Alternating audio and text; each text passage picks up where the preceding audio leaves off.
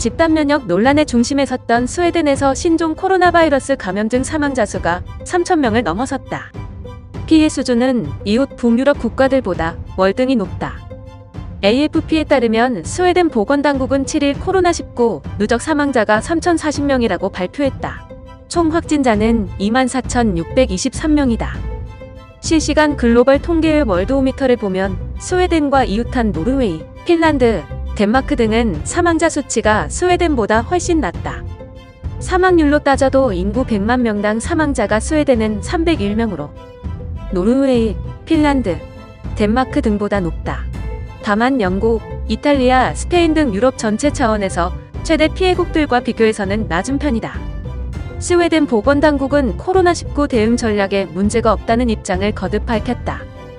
공중보건국의 역학 전문가인 안데르스 텍넬은 확산 곡선은 우리가 의료 시스템이 관리할 수 있는 한도 내에 두는데 성공적이었다는 점을 보여준다고 말했다.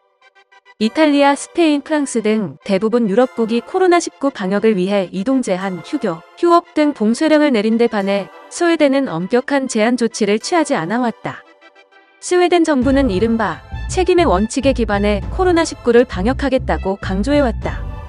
시민들이 책임감 있게 사회적 거리두기를 실천한다면 굳이 학교와 상점을 폐쇄할 필요가 없다는 설명이다. 스웨덴의 접근법은 집단 면역으로 불리기도 했다.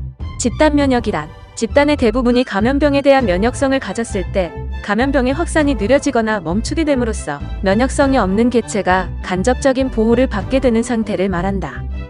그러나 이웃국들과 비교해 코로나19 피해가 급증하자 정부가 잘못된 방침으로 위험을 키우고 있다는 우려가 제기됐다.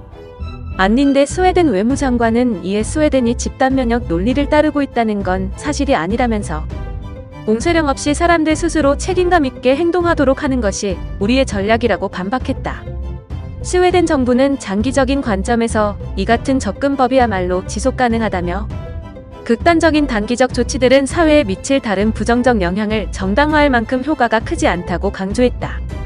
이에 도널드 트럼프 미국 대통령은 지난달 30일 스웨덴이 신종 코로나 바이러스 감염증 확산에도 봉쇄령을 취하지 않았다가 큰 대가를 치르고 있다고 주장했다.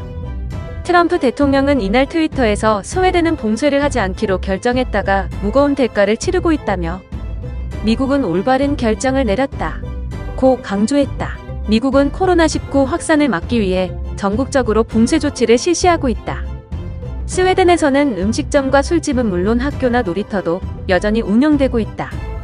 혼잡을 막기 위한 조치나 50인 이상의 모임 금지령이 내려지긴 했지만 국민들은 평소와 크게 다르지 않은 생활을 이어가고 있다.